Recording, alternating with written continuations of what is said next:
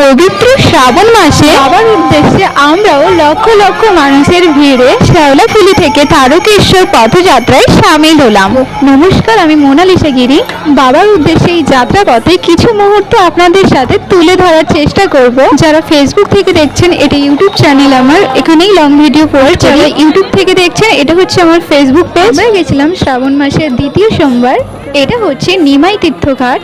আমি এই প্রথমবারই যাচ্ছি, তাই আমার কাছে সবটাই ছিল অজানা। তবে শুনেছি এই যাত্রাপথে 4 জায়গায় জল দিতে হয়। মানে এই নিমাই তীর্থঘাট থেকে জল তুলে প্রথম ডাকাত কালীবাড়ি, তারপর ওখান থেকে কাশী বিশ্বনাথ, তারপরই লোকনাথ, সেখান থেকে যেটা মূল উদ্দেশ্য তারকেশ্বর। ভক্তদের সুবিধার্থে যেটা বিশেষ সুবিধা ছিল সেটা হচ্ছে বাথরুম এবং জল। ওই কিন্তু 2 থেকে 3 কিলোমিটার অন্তরই ছিল। এখানে 3 রকমেরই জলের ব্যবস্থা ছিল, হট, নর্মাল, কোল্ড, আপনারা যেটা নিতে পারেন। এই ঠোঙ্গার মধ্যে আমি নিয়ে গেছিলাম একটা পান, একটা সুপারি, অল্প আতপ চাল, 5 টাকা, অল্প বাতাসা, একটা কষা ফল আর অল্প ফুল।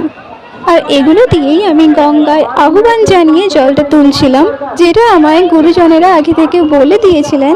5 টাকা দিয়ে ওখানেই তিলক কেটে আমরা রওনা দিলাম বাবার বাড়ির উদ্দেশ্যে। তবে এখানে লক্ষ লক্ষ মানুষের সমাগম থাকে জানি, তবে পুরো রাস্তাটাই এমনই যে ভিড় থাকবে সেটা ভাবিনি। প্রথম 2 ঘন্টা প্রচণ্ড রোদে হেঁটেছি, আর তাতেই মনে হচ্ছিল হয়তো আর আমার দ্বারা সম্ভব নয়। আর পর অবশ্য কিছুটা বৃষ্টি পেয়েছিলাম। থেকে রবিবার দুপুর 1টার দিকে জল তুলেছিলাম। থেকে একটানা হেঁটে প্রায় ডাকাত কালীবাড়ি 3টা নাগাদ পৌঁছে গেছিলাম।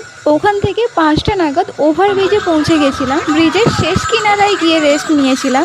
বাড়ি থেকে দাদা বৌদি মিলে প্রায় মোট আমরা 8 জন গেছিলাম। আর এই ব্রিজের ওপর ওঠে কি যে ভালো লাগছিল বলারও বাইরে। তো ভক্ত, এত মানুষ, একই পথে যাত্রা।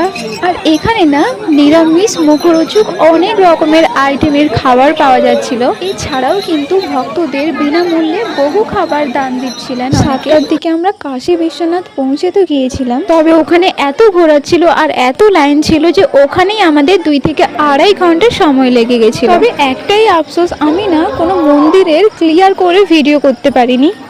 কাশী বিশ্বনাথ থেকে বেরিয়ে 7-8 কিলোমিটার এগিয়ে এসে একটা দোকানের সামনে আমরা আবারও কিছুক্ষণ রেস্ট নিচ্ছিলাম।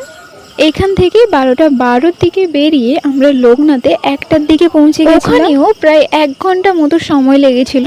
আর এই গেটটা দেখে আমি তো ভেবেছিলাম হয়তো পৌঁছেই গেছি। আর এইটার পর থেকেই এত গেট পড়ছিল যে এভাবেই আমরা প্রায় 2 ঘন্টা মতো দাঁড়িয়েছিলাম রাস্তায়। এরপর থেকেই না আমি আর কোনো ভিডিও ক্লিক নিতে পারিনি, কারণ আমারই সামনে একজন হার্ট অ্যাটাক হয়ে